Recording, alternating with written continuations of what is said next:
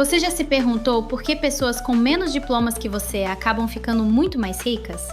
Bem-vindo à parte 4, o grande final do podcast Mente Bolso. Continuamos nossa imersão em Pai Rico, Pai Pobre. O psicólogo Dr. Léo e o especialista Marcos estão de volta para o capítulo mais transformador da série. Por que trabalhar apenas pelo salário te mantém na armadilha? A verdadeira riqueza não vem do quanto você ganha, mas das habilidades que você escolhe aprender. Descubra o desafio prático para começar a construir a sua coluna de ativos hoje mesmo. A parte 4 começa agora. Imagine por um instante que você está correndo em uma esteira ergométrica. Você transpira, gasta uma energia absurda, sente os músculos queimando, mas ao olhar para os lados, percebe que não saiu do lugar. Essa é a realidade financeira da esmagadora maioria das pessoas hoje. Elas entregam tempo, saúde e sanidade em troca de um contra-cheque que, no fim do mês, mal cobre o custo de vida. Mas e se o problema não for o quanto você ganha, mas sim o motivo pelo qual você trabalha? Hoje, nós vamos virar uma chave fundamental. Vamos parar de focar nos erros que nos prendem a essa esteira e focar no que realmente constrói a verdadeira liberdade. Existe um conselho muito famoso no mundo das finanças, e até um pouco chocante para alguns, que diz exatamente o seguinte: não trabalhe pelo dinheiro, trabalhe para aprender. Sendo muito honesto, isso soa quase como uma ofensa para quem está com os boletos atrasados, não é? Como podemos decodificar essa ideia sem parecer que estamos desconectados da dura realidade do dia a dia? Essa provocação é fantástica. E, na verdade, eu diria que é a linha divisória definitiva entre quem constrói riqueza de verdade e quem passa a vida inteira apenas tentando se manter ocupado para sobreviver. A grande armadilha da nossa educação tradicional é que fomos programados desde muito cedo para buscar segurança e hiperespecialização. A mensagem que recebemos na escola é clara: tire as melhores notas, seja o maior especialista na sua área restrita e garanta um emprego estável. Só que essa é a essência da mentalidade de escassez. A mentalidade da abundância propõe o caminho oposto: saiba um pouco sobre muitas coisas. Quando você trabalha apenas para pagar as contas, você se torna um refém do sistema. Quando você trabalha para adquirir uma nova habilidade, você está literalmente comprando a sua própria liberdade no futuro. O objetivo inicial da sua jornada profissional não deveria ser o tamanho do salário no fim do mês, mas sim o peso e a diversidade do arsenal de competências que você consegue acumular. Isso dialoga perfeitamente com a psicologia comportamental, especialmente com o conceito de mentalidade de crescimento. Quem opera na chamada mentalidade fixa acredita que o talento é um dom inato e imutável. Essa pessoa vive para provar o tempo todo que é inteligente e, por isso, se agarra desesperadamente a um cargo, a um título acadêmico ou a uma falsa sensação de segurança institucional. Ela tem um pavor paralisante de errar. Já quem possui a mentalidade de crescimento entende que o aprendizado é um processo caótico, cheio de falhas e recomeços. Essa pessoa aceita começar de baixo, aceita ganhar menos em um primeiro momento ou até se colocar em situações de extremo desconforto, porque o foco dela não é massagear o ego de hoje, mas garantir a competência e a adaptabilidade de amanhã. Exatamente. E se formos elencar quais são essas competências que realmente mudam o jogo, as duas mais negligenciadas e, ironicamente, as mais cruciais para a construção de riqueza são vendas e comunicação. Se você parar para analisar as pessoas mais bem-sucedidas do mundo, independentemente do setor de atuação, elas são, antes de tudo, excelentes comunicadoras. Elas sabem vender uma visão, uma ideia, um projeto. Mas o grande problema estrutural é que a sociedade, de certa forma, demonizou a palavra venda. Parece que vender é sinônimo de enganar, quando, na verdade, é o motor de qualquer inovação. É verdade. Existe uma aversão quase visceral a isso. Muitas pessoas dizem com orgulho que são da área de exatas, que são introvertidas por natureza e que odeiam a simples ideia de ter que empurrar um produto para alguém. Mas mergulhando na psicologia, esse ódio por vendas é, na imensa maioria das vezes, um disfarce sofisticado para o medo da rejeição.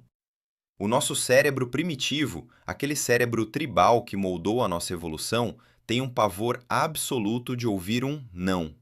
Na época das cavernas, ser rejeitado pela tribo significava o exílio e, consequentemente, a morte. Então, nós evitamos a venda para evitar o não. Mas o que a inteligência financeira nos ensina é que precisamos ressignificar urgentemente essa rejeição. O não que você recebe não é uma ofensa pessoal à sua existência, é apenas um dado, uma métrica de aprendizado para você ajustar a sua abordagem. E essa ressignificação é urgente e transformadora, porque vender não tem absolutamente nada a ver com empurrar produtos que as pessoas não querem. Vender é empatia pura em ação. É entender a dor profunda do outro, é saber se comunicar e influenciar positivamente para entregar uma solução. Pense em um gênio da programação, alguém que escreve códigos impecáveis e cria algoritmos revolucionários. Se essa pessoa não souber vender a própria ideia, se não souber comunicar o valor transformador do que faz, ela está fadada a passar a vida inteira trabalhando para alguém que talvez seja um programador medíocre, mas que é um mestre absoluto na arte de se comunicar e negociar. O mercado não recompensa apenas quem tem a melhor técnica isolada. Ele recompensa de forma desproporcional quem consegue fazer com que o mundo perceba o valor dessa técnica. Isso nos leva diretamente a um dos obstáculos mais perigosos, silenciosos e destrutivos no caminho da construção de patrimônio: a arrogância. Existe uma máxima brutal que diz que o que você sabe coloca dinheiro no seu bolso, mas o que você não sabe tira o dinheiro de você sem que você sequer perceba. Na psicologia, nós observamos a manifestação clínica dessa arrogância através do efeito Dunning-Kruger. É aquele fenômeno fascinante e trágico onde uma pessoa sabe muito pouco sobre um determinado assunto, mas possui uma confiança cega, absoluta e inabalável de que é uma verdadeira especialista. No mercado financeiro, esse efeito não é apenas um viés cognitivo curioso, é uma máquina implacável de triturar patrimônio. A arrogância literalmente destrói famílias e apaga décadas de trabalho duro. Nós vemos isso acontecer todos os dias. A pessoa escuta uma conversa superficial sobre criptomoedas no elevador, assiste a 2 vídeos rasos na internet e, de repente, acha que dominou a macroeconomia global. Ela pega as economias de uma vida inteira, o dinheiro suado da aposentadoria, e coloca em operações de altíssimo risco, sem ter a menor base técnica, gestão de risco ou controle emocional. E quando perde tudo, o que o ego faz? A culpa é sempre do mercado, da economia, do governo, nunca da própria ignorância. A arrogância é, em sua essência, a recusa infantil de reconhecer as próprias limitações. É o extremo oposto da verdadeira inteligência financeira, que nasce, antes de tudo, da humildade. O indivíduo financeiramente sábio tem plena consciência do tamanho da sua própria ignorância. E justamente por isso, ele não tem a menor vergonha de contratar pessoas mais inteligentes do que ele, de buscar mentores experientes, de sentar na cadeira de aluno e ouvir. Já o indivíduo financeiramente ignorante sofre de uma arrogância intelectual crônica. Às vezes, a pessoa tem um doutorado brilhante em uma área específica e o ego a convence de que essa autoridade acadêmica se transfere automaticamente para o mundo complexo das finanças. Ela não consegue pronunciar aquelas 3 palavras mágicas que salvam fortunas.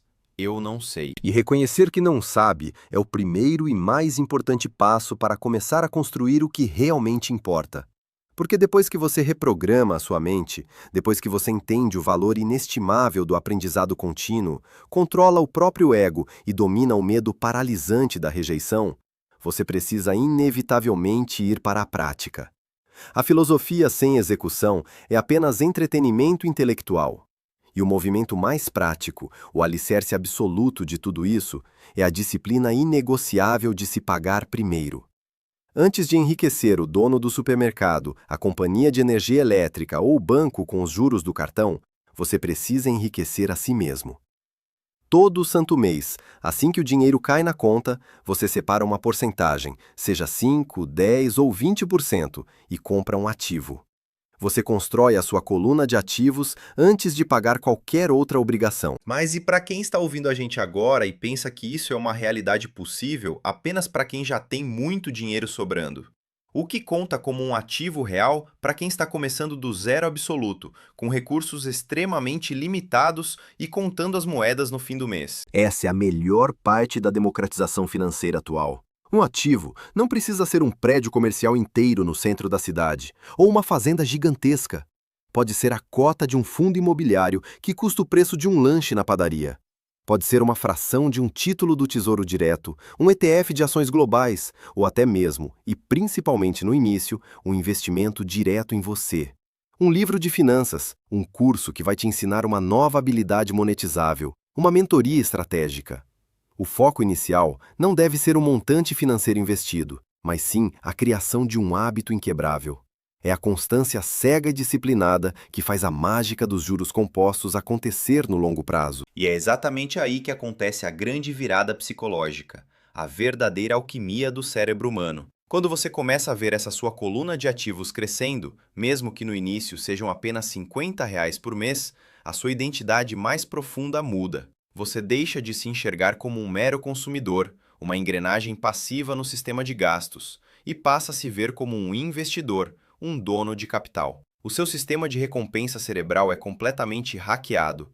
Em vez de buscar aquela dose rápida, efêmera e vazia de dopamina comprando algo desnecessário no shopping, você passa a sentir um prazer genuíno e um entusiasmo real ao olhar o extrato da corretora e ver o seu dinheiro se multiplicando sozinho. Perfeito. É a transição definitiva e libertadora da mentalidade de escassez para a mentalidade de abundância. Você passa a entender de forma visceral que cada centavo que você escolhe não gastar hoje é um funcionário incansável que vai trabalhar para você amanhã, 24 horas por dia, 7 dias por semana, sem reclamar e sem tirar férias. É assim, e somente assim, que você consegue comprar o seu tempo de volta. Chegamos a uma conclusão que vai muito além das planilhas de Excel e dos gráficos de rentabilidade. Toda essa jornada sobre inteligência financeira, no fundo, nunca foi sobre dinheiro. O dinheiro é apenas um sintoma visível. O que nós discutimos aqui foi uma jornada profunda e, por vezes, dolorosa de autoconhecimento. Foi sobre ter a coragem de enfrentar medos ancestrais, sobre a sabedoria de domar o próprio ego que nos sabota diariamente, e sobre cultivar a humildade genuína de ser um eterno aprendiz em um mundo que muda cada vez mais rápido. O dinheiro é, na verdade, um grande e implacável espelho. Ele reflete exatamente quem nós somos, nossas crenças, nossos medos e nossas virtudes.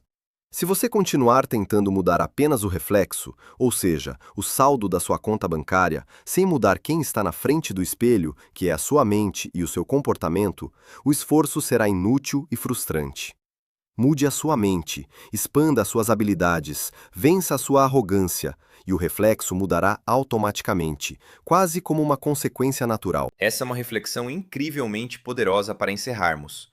A sua mente é e sempre será o seu maior e mais valioso ativo.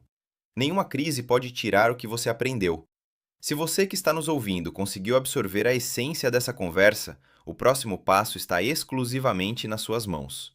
A inércia é muito confortável, o sofá é macio, mas o preço dessa inércia no longo prazo é altíssimo. Qual vai ser a sua escolha hoje? Continuar correndo até a exaustão na mesma esteira ou descer dela agora e começar a construir a sua própria estrada para a liberdade? Fica aqui essa provocação para você pensar durante a semana. Cuide bem da sua mente e até a nossa próxima conversa.